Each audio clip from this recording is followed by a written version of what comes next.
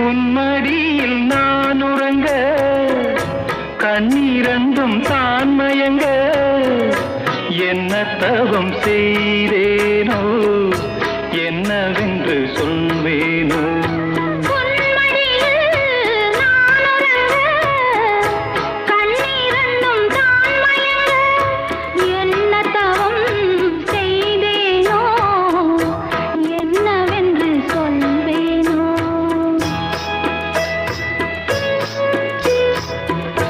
ஏழ் பிறப்பும் இணைந்திருக்கும்